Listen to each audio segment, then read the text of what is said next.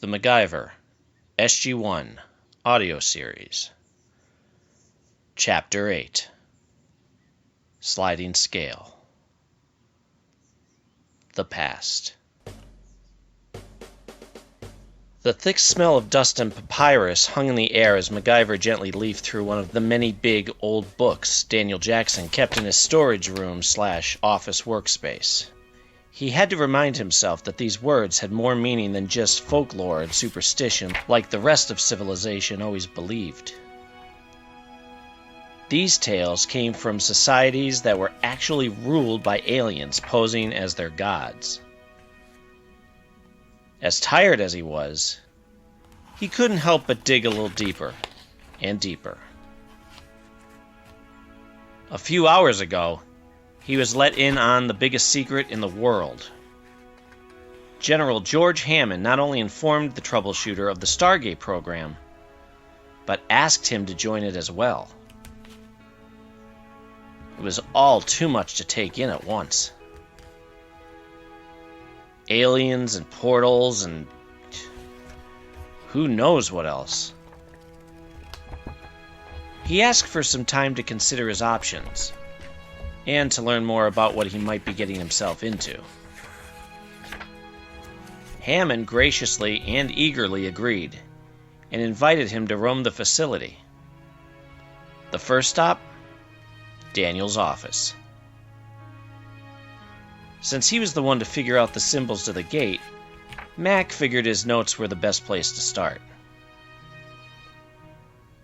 He had been there about an hour before he heard someone enter behind him. Hey Mac. How you doing in here? Mac turned to see Daniel dressed in his BDUs and standing relaxed and approachable with his hands in his pockets. Oh, hey Daniel. I hope you don't mind. Teal'c showed me in. Yeah, sure. You finding everything okay? Yeah, I think so. Man, I have a lot of questions. Yeah, you should. I'm on break from going over the device you helped open, so I have some time. You hungry? I was on my way to join Teal'c for lunch. Starving. As they made their way down the hall and towards the cafeteria, Daniel started off. It's pretty cool, isn't it? The whole discovery thing? Mac nodded in confirmation. I can't get enough of it. Did you hear the general offered me a job?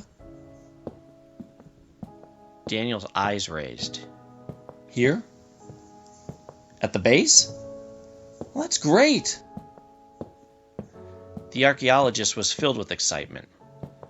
A new like-minded and highly intelligent person would be there to go over any new artifacts and figure out histories of ancient societies. You gonna accept? Max shrugged. I don't know. I've never really imagined myself moving again, or taking on any other job since finding a son, but on the other hand, this stuff is fascinating. Jackson was agreeing as the two entered the dining room filled with soldiers from all branches of the service. The two joined the line of people waiting to be served food and started to collect utensils and some a la carte items like jello, pie, and cake. Mac tried to see what heated items were waiting for him down the line. He quietly leaned into Daniel standing next to him. They got any healthy options here? Taking a second to push his glasses up on the bridge of his nose, the archaeologist thought before answering. Well, yeah. It doesn't always taste great. But there's always salad and veggie lasagna and specials on any given day. In the end, Mac decided on a veggie burger, side salad, and some orange jello. After getting their trays, the two made their way through the semi-filled tables until they found Teal'c, sitting alone eating one of his many plates of food. Hey, Teal'c. How you doing? I am fine, MacGyver. Have you decided to join the SGC yet? This caused Daniel to glance up surprised as he sat across from his teammate. Wait, Teal'c knew? I was the one to escort MacGyver to your office from General Hammond's. This led an opening for Mac to start asking deeper questions.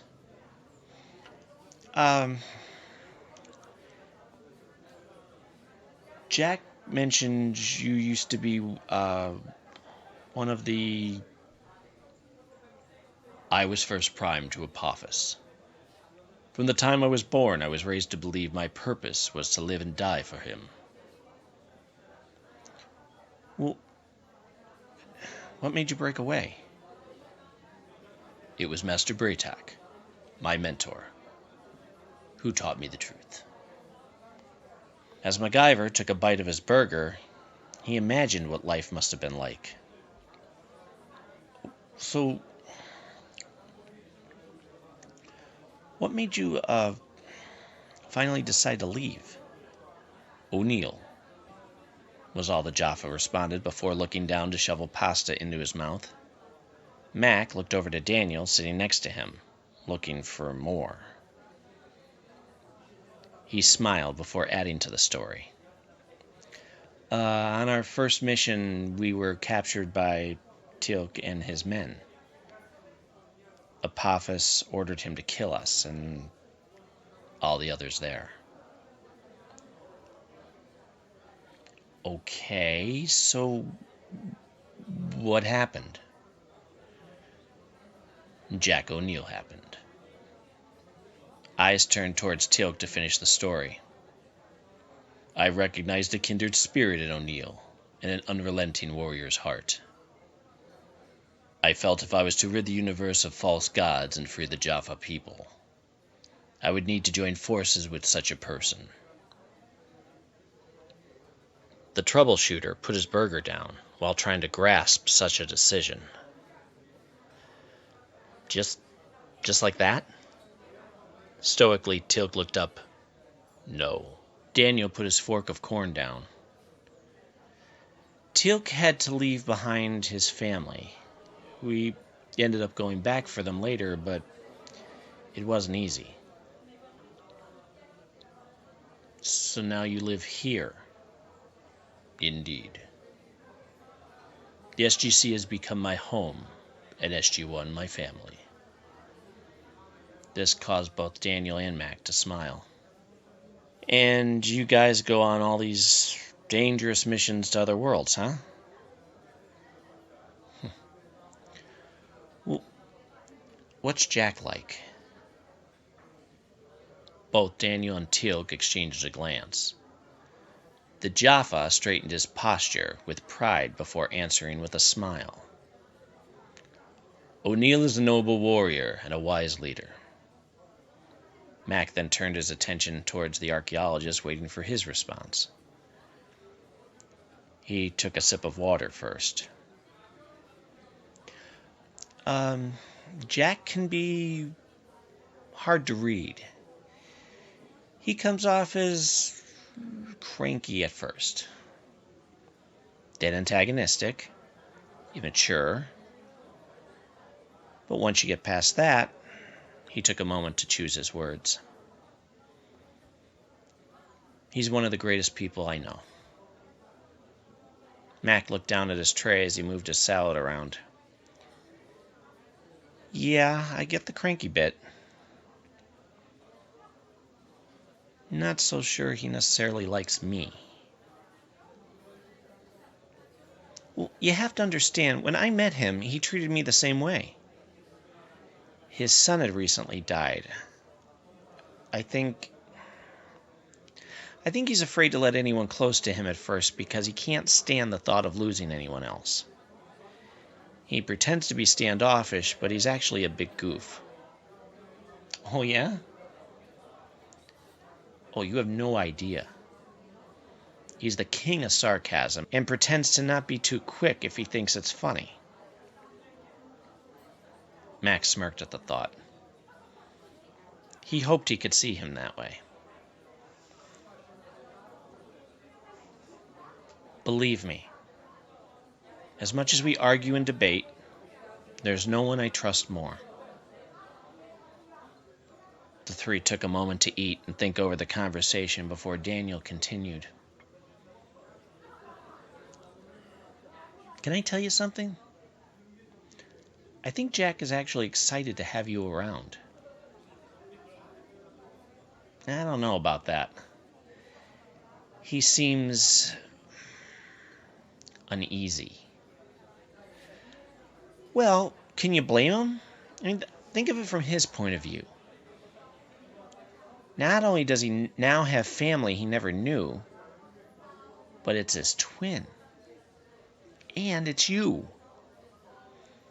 Someone known in certain circles as almost superhuman. Mac rolled his eyes at the thought. He's intimidated, Mac. He doesn't know if he can relate to you.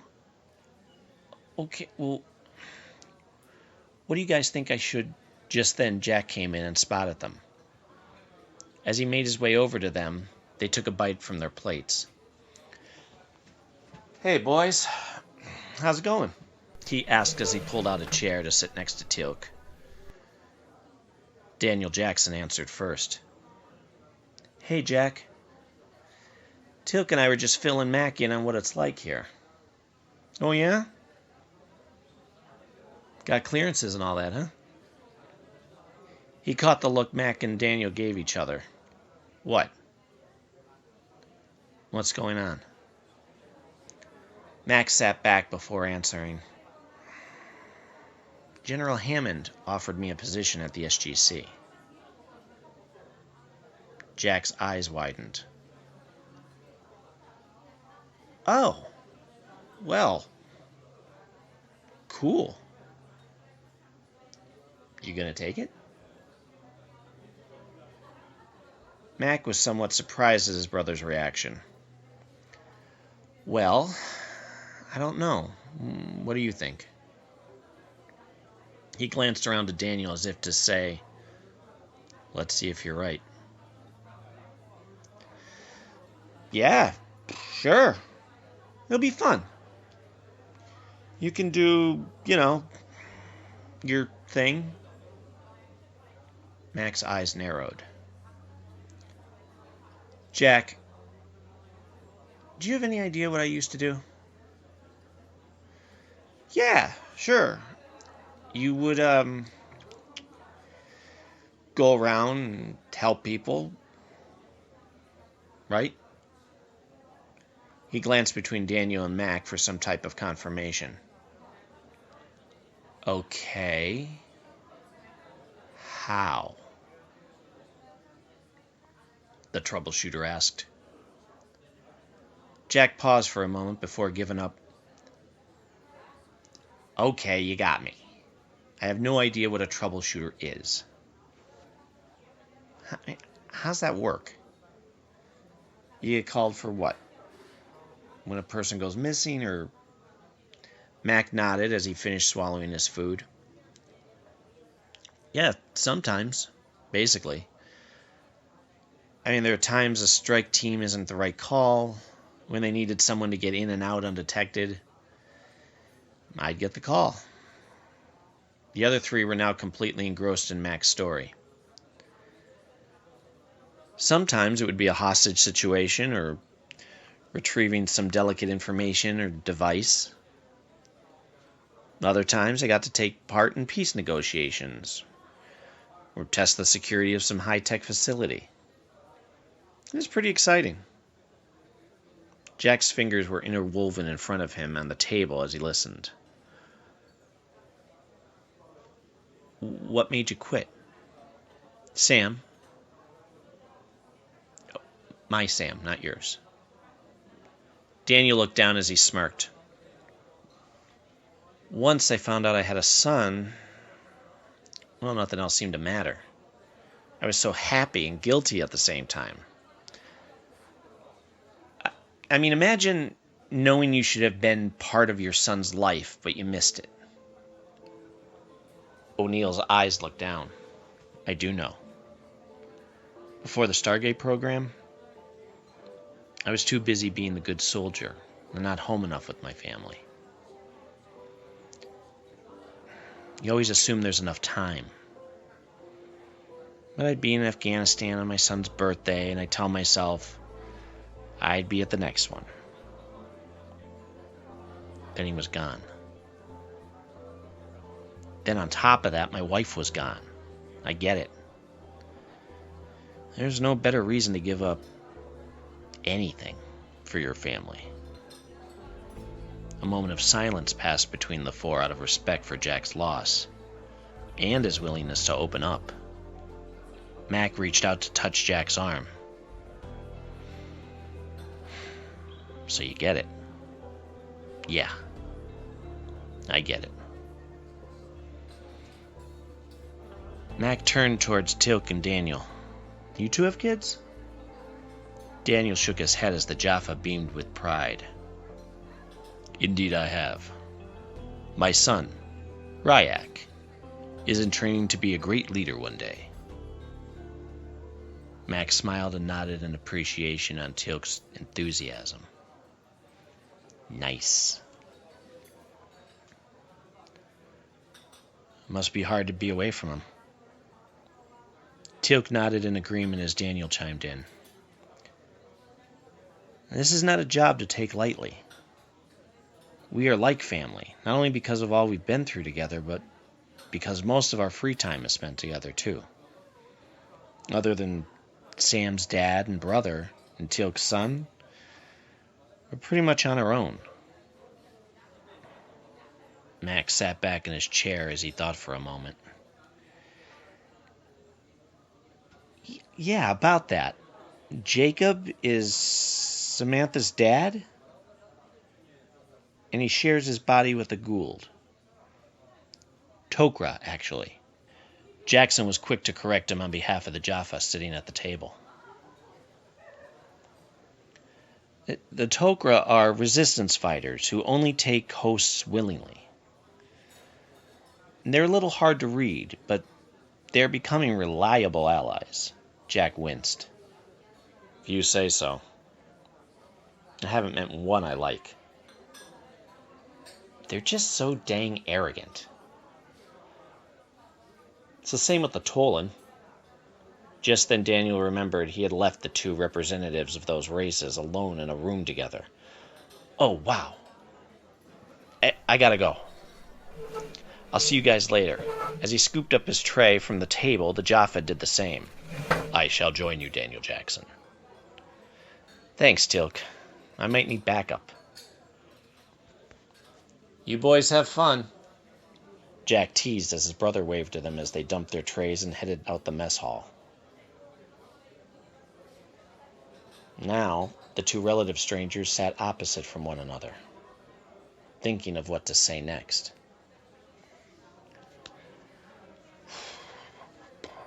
So,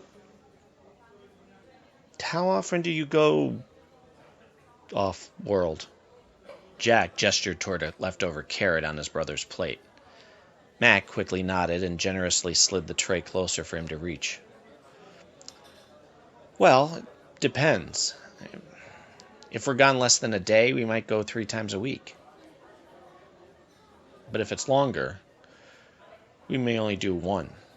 It depends on the demand. General Hammond likes to make sure we get the time off we need so we don't get cabin fever down here. Jack smirked. Seems like a good man. The best, the colonel assured him. As he finished the last bit of carrot, Jack noticed the internal struggle on Mac's face. What? Well, my concern is, if I'm off-world, am I expected to carry a gun? I won't do that. I don't use... Who says you'd even go off-world? Maybe you'll be a research guy. Maybe you can stay at the SGC and help Daniel. Or Carter, for that matter. Mac considered that for a moment. True. But I think I'd have a problem just sitting on the sidelines, too. I don't know. Jack was starting to get frustrated before it dawned on him. A Zat, he said without thinking. A what? A Zat gun. We found these cool weapons that are less than lethal. Max squinted, trying to decipher his meaning. Less than lethal.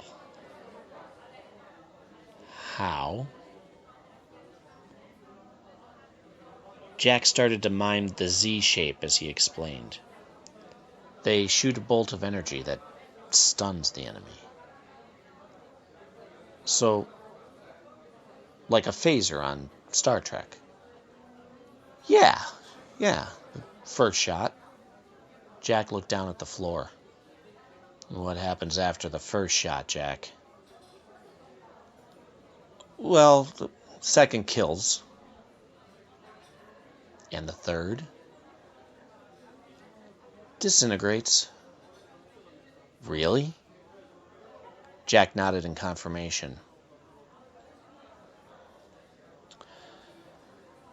So... I'd have to be careful then, huh? Jack nodded again with a smirk, before asking the potential tough question. Hey, so, what's the deal with you and guns anyway? Why so against them? A somber tone came over MacGyver as he settled in to explain.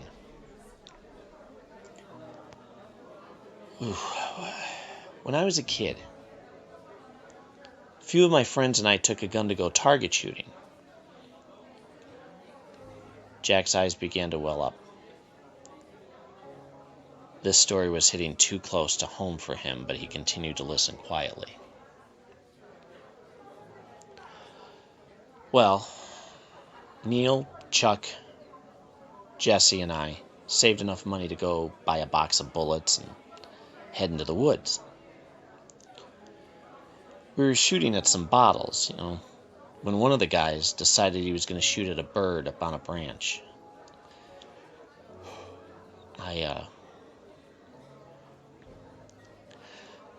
I reacted without thinking and knocked the gun out of his hand.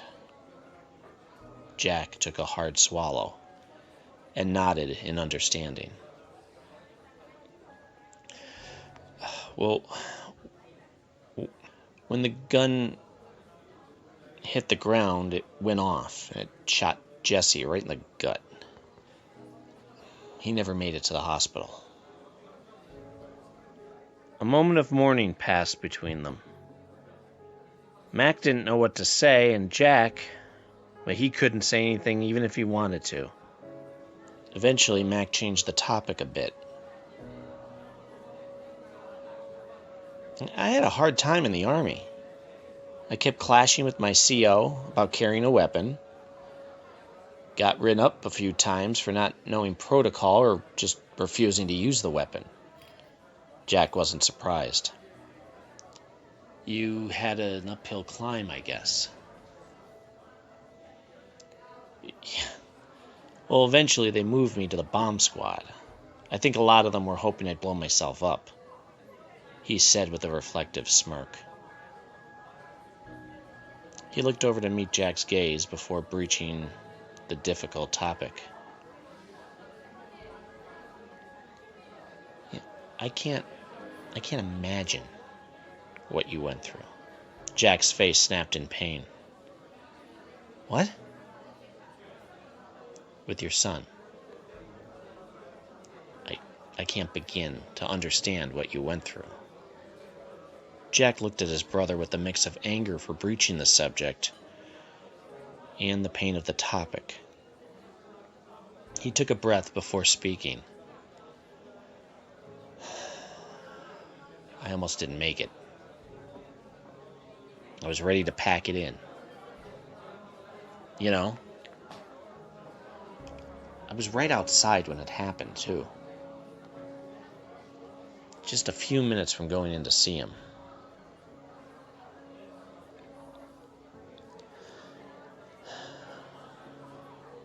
I went on that first mission to Abydos not expecting to come back.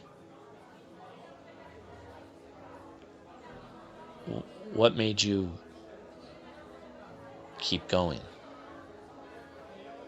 Daniel, then Carter and Teal'c. They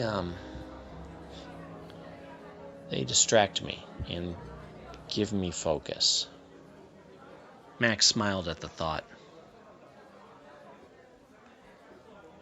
He suddenly pushed away from the table and grabbed his tray. Well, I'm ready to see Hammond. Jack jumped to his feet, too. Yeah? Made a decision, did you? Yeah, pretty sure. He made his way to the garbage to dump his tray as his twin followed behind. I'm heading that way. I'll walk you.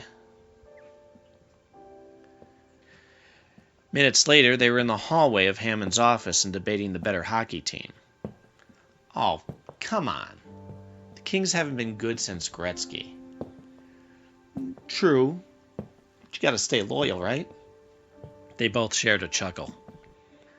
Jack patted his brother on the back. Well, good luck. Yell if you need me. Max smirked as his brother continued on his way. You bet. Come. As he opened the door and peeked in, Mac can see Hammond looking up from a file he'd been reading. A welcome smile shone on his face. Mr. MacGyver. Come in and have a seat. As he made his way in, the troubleshooter considered correcting the general on being so formal with his name, but decided against it. Some folks are just set in their ways, and it was his way of showing respect. How goes your tour of the SGC? Find everything you need? Yes, sir. Everything's been great. He sunk into the chair and braced himself for what was coming. What can I do for you? Well, sir, I think I've made my decision. George Hammond's eyes widened as he silently waited for the rest. As grateful as I am of the opportunity, I think I have to decline. Leaning forward on the open folder on his desk, the general kept an even tone. May I ask why? Well, it's a couple things. Go on. Max shifted in his seat. Well, honestly, more than anything, I have a son. Before him, I had nothing holding me down. I used to get last-minute assignments and be on a plane in an hour. I didn't even have a dog, so it didn't matter how long I was gone. Once you have kids, things change, you know? You don't live for yourself anymore. But isn't he grown? Maybe, but he's still my kid, you know? Plus, I missed all those years of his life. I can't willingly walk away. I've got to admit, I am rather disappointed at your decision. I thought this would be right up your alley. Oh, it is. It is. It really is. But I'd have to move. Yeah, I don't get to live the selfish, vagabond life I used to. Plus, I don't think I could take another full-time job. I mean, as much as I love adventure, I really love being a dad more. I'm in a good place now.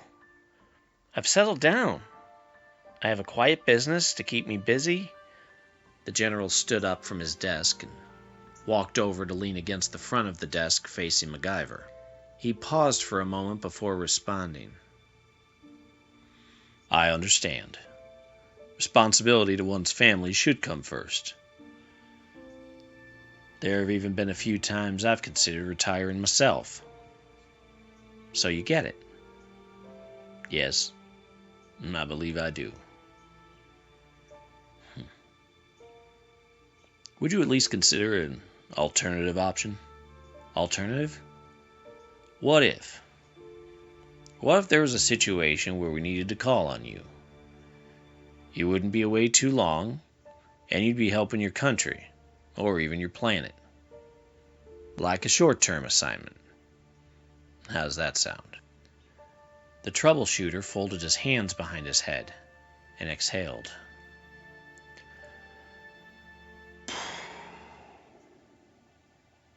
Okay. That could work. But do you really think there'd be a need to call on me? The general chuckled as he pushed off his desk and made his way back to his seat. You'd be surprised the trouble we find ourselves in. Mac took a moment to consider what he just agreed to. A wave of excitement washed over him. Yet he couldn't help feel but he might be a nuisance to some. He wanted to be in Jack's life, but didn't know if he felt the same. Hammond could see the look of concern on his face. Something wrong? Are you sure no one would mind me being around? He was sure the general understood his concern. Just then, there was a knock on the open door behind him. Jack hesitantly peeked his head in and made eye contact with his commanding officer. Sorry to interrupt, sir. He then turned his attention to his twin. Hey, you busy this weekend? No. Why? What's up? Well, if you haven't been to the cabin yet, and thought you might want to go fishing. Mac glanced over to Hammond, who was watching with a warm smile across his face. Yeah, sure. Sounds great. Jack gave a nod. Okay. Great. I'll see you when you're done here. Okay. And headed back down the hall. MacGyver and Hammond smirked at each other. About your concern? Mac happily waved off the question. Never mind. Turns out the SGC was full of surprises. And MacGyver couldn't wait.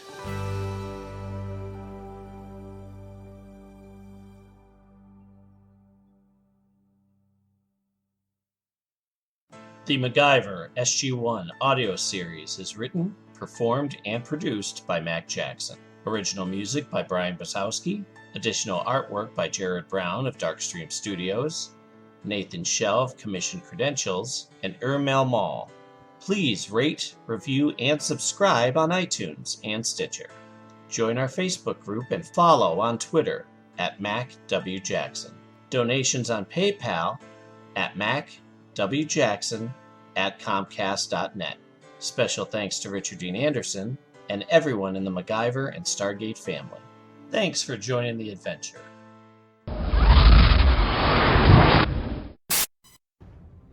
The Forever Adventure Network. Welcome to the adventure.